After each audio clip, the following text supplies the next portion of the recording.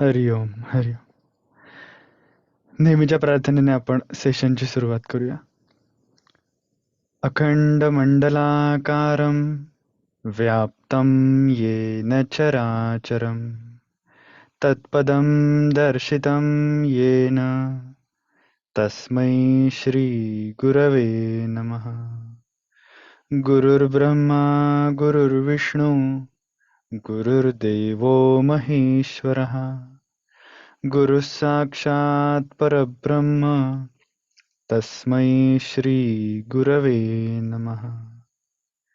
शास्त्रज्ञं शास्त्रगम्यं च धर्मगम्यं च धार्मिकं निस्सङ्गं सकलाधारं भक्तं स्वात्मरतं तथा वाङ्मिनं शान्तमूर्तिं च भक्तदुःखप्रणाशनं योगिनं माधवानन्दं सोऽहं रूपं नमाम्यहम्. ओम.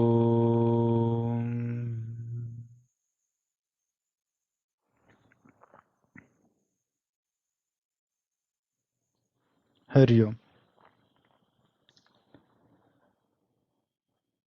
पुढे पाहता सर्वही कोंदलेसे. अभाग्यास ते दृश्य पाषाण भासे. अभावे कदा पुण्य गाठी पडेना. जुने ठेवणे मीपणे आकळेना.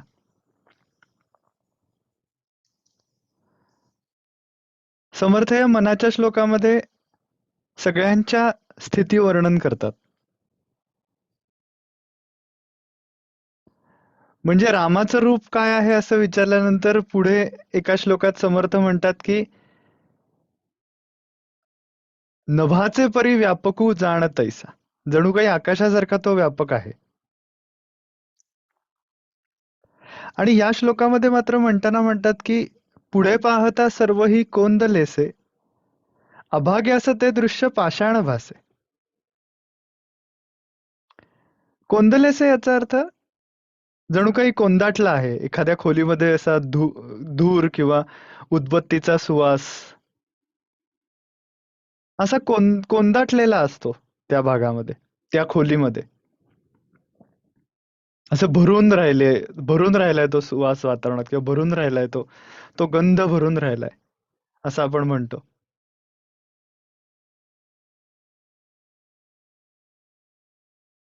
त्याप्रमाणे कोंदाटले म्हणजे जरा सुद्धा जागा नाही इतकं भरून राहिलेलं आहे. ज्ञानेश्वर महाराजांनी पण अशाच प्रकारची उपमा हरिपाठात दिलीये.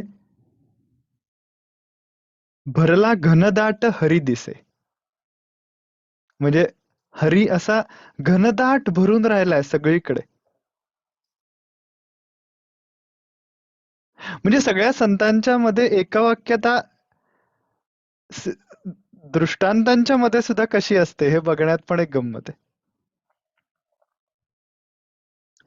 स्वामी स्वरूपानंदांनी एका अभंगात म्हणलंय की पडो पडे त्यासी पडो विश्वाचे हे कोडे आम्हासी उघडे आत्मरूप. उघडे आत्मरूप म्हणजे आम्हाला सगळीकडे आत्मरूप आहे आमच्यासाठी. म्हणजे अशी त्यांची अवस्था ते वर्णन करतात.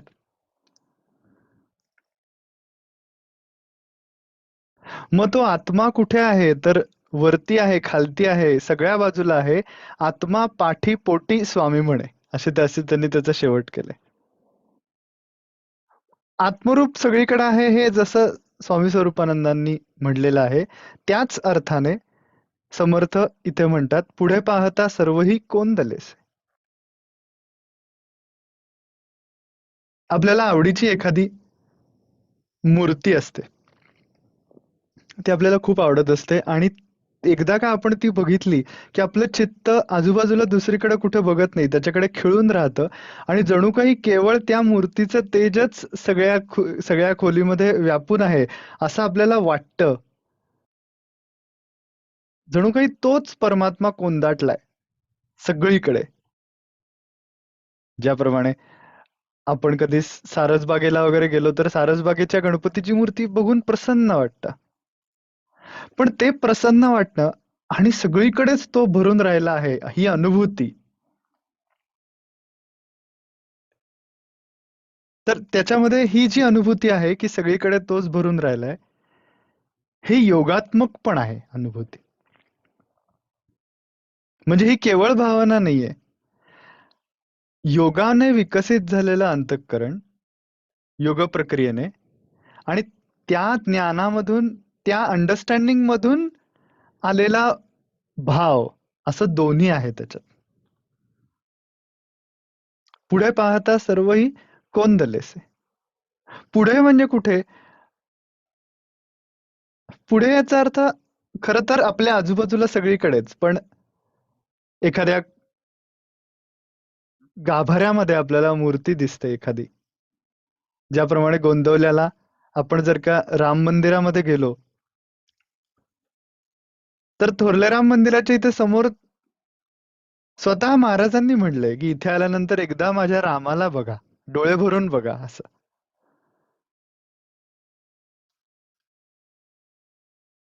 त्या भावाची जी भावनेचं जे सौंदर्य आहे ते आहेच आहे. पण त्याच सोबत ती भावना ही, आपण ज्याचं दर्शन घेतोय तो ईश्वर प्रत्यक्ष जिथे आहे, ही त्याच्या अस्तित्वाच्या भावासहित दर्शन घेतलं तर त्याचा आनंद जास्त मिळतो. नाहीतर मूर्तीकडे बघितल्यानंतर त्याची आरास, मग किती फुलं कुठल्या कुठल्या रंगाची लावली आहेत, मग चाफ्याचं फुल आहे का, मग झेंडूचे हार केलेत का, त्याच्यानंतर म्हणजे रामरायाच्या त्या मूर्तीच्या वरती कपडे कुठले घातलेत, काय वस्त्र परिधान केलेली आहेत, काय वस्त्र अर्पण केली आहेत, नैवेद्य काय दाखवलाय. त्याच्यानंतर ह्या सगळ्या गोष्टींच्या मध्ये काही नाही, तो तिथे आहे प्रत्यक्ष. बास, तो तिथे प्रत्यक्ष आहे. हा विचार अंतःकरणात आल्यानंतरच बाकी सगळ्या गोष्टी बंद पडतात खरं तर. आणि त्याला समोर बघणं, त्याच्या असणेपणाने त्याला समोर बघणं. नाहीतर मूर्ती आपण बघतोच की जाता येता. आता गणपतीचे दिवस आहेत तर गणपती आपण जाता येता बघतोच. पण प्रत्यक्ष ईश्वर त्या मूर्तीमध्ये आहे हा भाव असा पुसटसा असतो, खूप दुरून स्पर्श असतो त्या ईश्वराच्या अस्तित्वाच्या भावाचा आपल्या अंतःकरणाला, खूप दुरून असतो.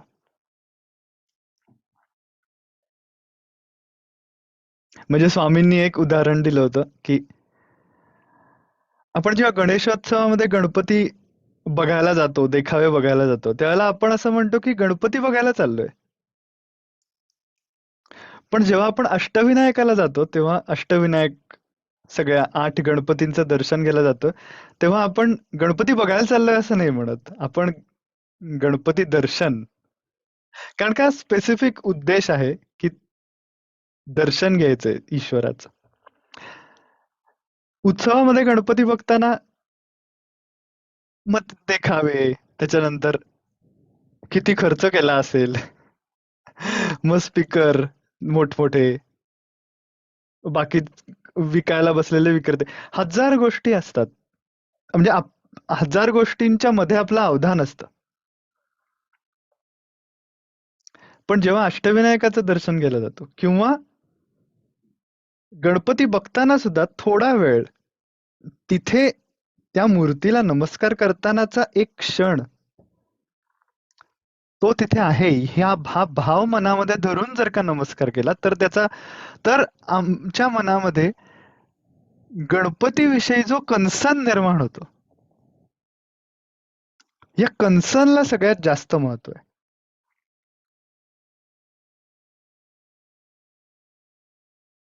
कवी गुलजार जे आहेत तर त्यांचं एक खूप खूप सुंदर त्यांचा एक शेर आहे. आज बहुत अच्छा ताना दिया मंदिर में भगवान ने, उसने बोला हर बार मांगने आते हो कभी मिलने आ जाओ.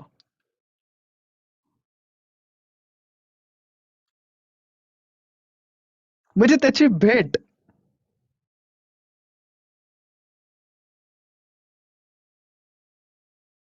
तुकाराम महाराजांनी म्हणले की अरे किती किती प्रकारे तुकाराम महाराजांनी आळवलेलं आहे विठ्ठलाला. आपल्याला आपण ते वाचल्यानंतर, तुकाराम गाथेतले अभंग वाचल्यानंतर आपल्याला डोळ्यातून पाणी येईल. त्यांनी म्हणले की अरे तू, मी तुला सारखं इतकं बोलावतो आणि तरी पण तू येत नाहीस. तर तुला असं वाटतं का की मी तुझ्याकडे काहीतरी मागेन? तर असं काही नाहीये. मला तुझ्याकडनं काही नकोय. मला माहितीये मी इतक्या वेळा तुला बोलावतो म्हणून तू माझ्यावर रागावशील. पण मी तुला दर्शन देणार नाही हे सांगण्यासाठी तरी तू येऊन मला भेट. असं तुकाराम महाराजांनी एके ठिकाणी म्हणलंय.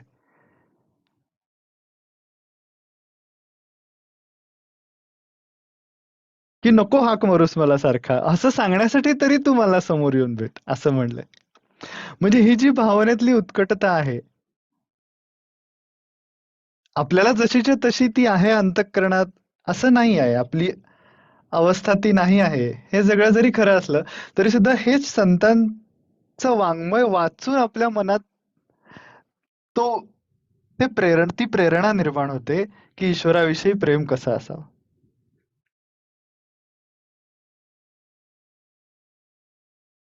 तुका म्हणे तुझी न लगे दसोडी. दसोडी म्हणजे काही, तुझ्याकडनं काही नकोय मला. तुका म्हणे तुझी न लगे दसोडी, परी आहे गोडी दर्शनाची. पण दर्शनाची गोडी आहे.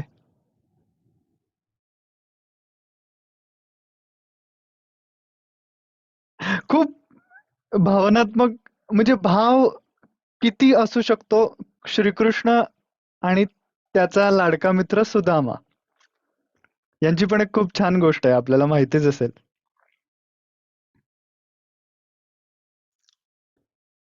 तर सुदाम्याचे पोहे ही कथा आपल्याला माहितीच आहे, की तो पोहे घेऊन जातो आणि मग कृष्णाकडे, आणि मग बाहेर सगळे लोक त्याला अडवतात सुदाम्याला, की काय पाहिजे. तर तो म्हणतो कृष्णाला भेटायचंय. तर बाहेरचे द्वारपाल असतात ते विचारतात की काय पाहिजे आहे काय पण. तर तो म्हणतो मला काही नकोय. मग ते आतमध्ये येऊन कृष्णाला म्हणतात की बाहेर असं कुणीतरी आलेलं आहे आणि खूप फाटके कपडे आहेत अतिशय, आणि अतिशय गरीब दिसतो आहे. तर श्रीकृष्ण म्हणतो की मग द्या ना त्याला, जे पाहिजे आहे ते द्या, त्याला काय पाहिजे असं विचारलं का तुम्ही? तर द्वारपाल म्हणतात की हो विचारलं आम्ही त्याला काय पाहिजे, पण तो म्हणतो मला काही नकोय. काही नकोय, मग काय पाहिजे? तर फक्त तुमची भेट पाहिजे असं म्हणतोय. तर कृष्ण विचारतो कोण आहे? तर ते म्हणतात सुदामा. सुदामा असं म्हटल्यानंतर कृष्ण आहे त्या जागेवरून उठून खालती येऊन धावत धावत जातो बाहेर आणि त्याला मिठी मारतो. मग त्याच्यानंतर त्यांची सगळी भेट होते, आणि मग भेट झाल्यानंतर सुदामा म्हणतो मी आता जातो. म्हणजे कृष्ण त्याला उंची वस्त्र वगैरे देतो घालायला, पण ती सगळी परत करून आधीचे जुने फाटकी तो ज्या वस्त्रांमध्ये आला होता ती घालून तो परत जातो. झाले, माझी भेट मिळाली मला असं म्हणून. परत गेल्यानंतर त्याची नगरी, सुदामा नगरी सगळी सोन्याची झालेली असते. तर तो ती बघतो आणि कुणीतरी त्याला विचारतं की तुला आनंद नाही का झाला फार, म्हणजे त्याच्या चेहऱ्यावरती, कारण का स्मित असतं, एक समाधानाचं वेगळंच स्मित असतं कृष्णाला भेटून आल्याचं. तर सोन्याची नगरी झाल्यानंतर केवढा तरी आनंद, एक्साइटमेंट माणसाच्या चेहऱ्यावर दिसायला पाहिजे, पण त्याच्या चेहऱ्यावर तसं काही नसतं, एक शांत समाधान असतं. तर त्याला विचारतात लोक की तुला आनंद नाही का झाला फार? तर त्यावरती सुदामा म्हणतो की झाला मला आनंद, नगरी सोन्याची झाली हे बघून आनंद झाला, पण कृष्णाला भेटलो तो तेव्हा जसा झाला होता तसा नाही झाला.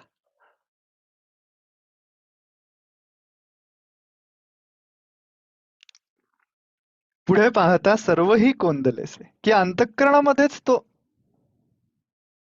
ठसून राहिला. अभागे असं ते दृश्य पाषाण भासे. जो अभागी असतो म्हणजे ज्याच्या मनामध्ये भाव नसतो. खूप तरकट विचारांचे काही लोक असतात. आणि ते सारखं असं म्हणत असतात की दगडाची पूजा कशाला करतात, दगडाची पूजा कशाला करतात. रामकृष्णांनी याच्यावरती उत्तर दिलंय की दगडाची पूजा काय म्हणून, कोणीही दगडाची पूजा करत नाही, सगळे देवाचीच पूजा करतात.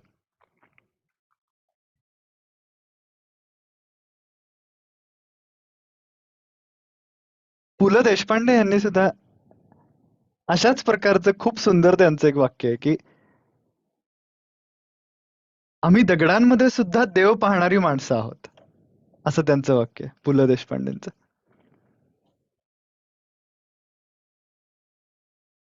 दगडामध्ये सुद्धा देव बघणारी माणसं. अभाग्याचं ते दृश्य पाषाण भासे. ज्याला ते त्याच्यातला भाव कळत नाही त्याला असं वाटतं काय येड्यासारख्या दगडाची पूजा करतायत.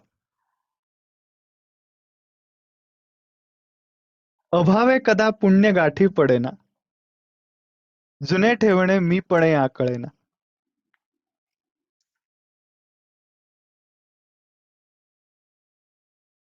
या भावाचं सौंदर्य किती आहे आणि या भावाचं महत्व किती आहे हे श्रीकृष्णाच्या चरित्रामध्ये पदोपदी दिसून येतं.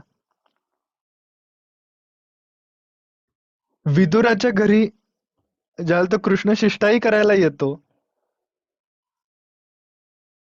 त्यावेळेला दुर्योधनाच्या घरी त्याचं आमंत्रण न स्वीकारता विदुराच्या घरी तो त्याच्या मांडीला मांडी लावून जेवायला बसतो. याचं कारण भाव. आणि ती विदुराची पत्नी अतिशय कृष्ण भक्त असते.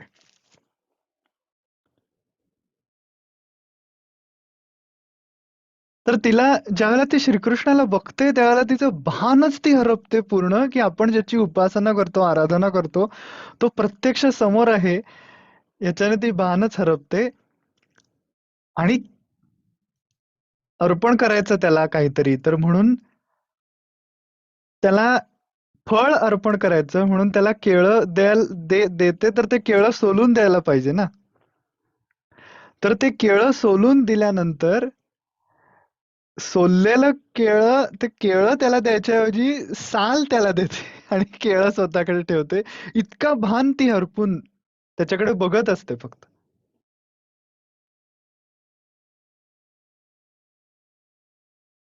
आणि याच्या पुढची आणखीन गोष्ट म्हणजे की ते साल केळ्याचं जे तिने सोललेलं आहे ते साल कृष्ण ग्रहण करतो, याचं कारण ते प्रेमानं दिलेलं आहे.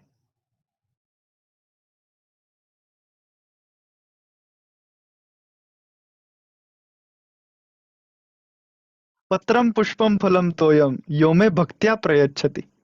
जो भक्तियुक्त अंतःकरणाने मला पाणी सुद्धा अर्पण करेल त्याचं ते मी ग्रहण करतो.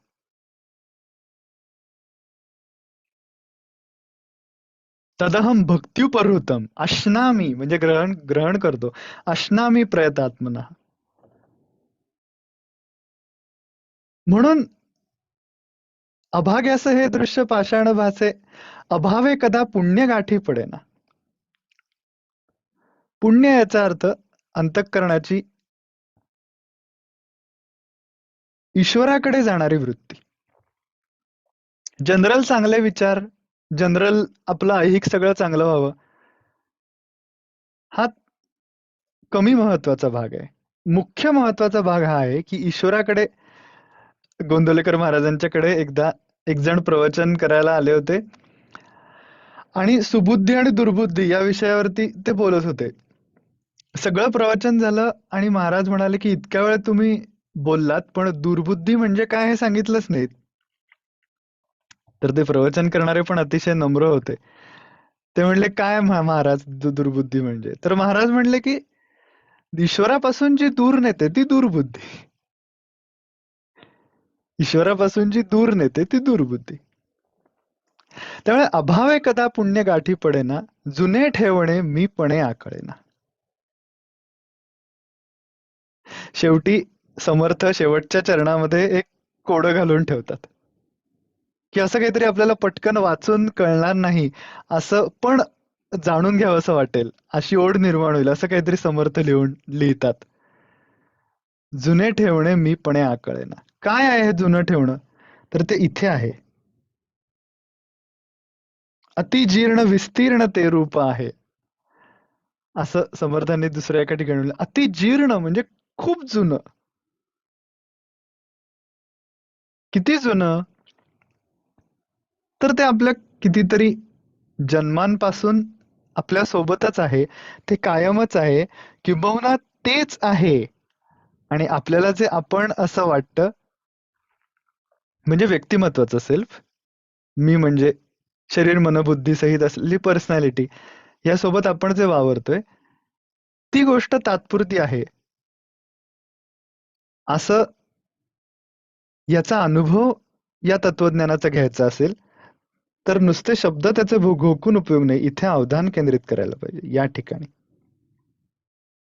मस्तकामध्ये अवधान केंद्रित करायचं. शांत बसायचं, डोळे मिटून. सावकाश एक मंत्र घ्यायचा सोबत, कारण मनाला एकदम शब्दविरहित अशा अवस्थेची मनाला सवय नसते. मन हे सारखं विचारांमध्ये, सारखं शब्दांमध्ये असतं. त्यामुळे एकदम त्याला सगळे शब्द आता बंद, सगळे विचार बंद, असं केल्यानंतर त्याला ते कम्फर्टेबल नसतं तशा ह्याच्यात. त्यामुळे तसं न करता थोडे शब्द चालतील म्हणून केवळ मंत्राचे शब्द, श्रीराम हा मंत्र जर आपण घेतला, तर श्वास घेताना श्रीराम, सोडताना श्रीराम.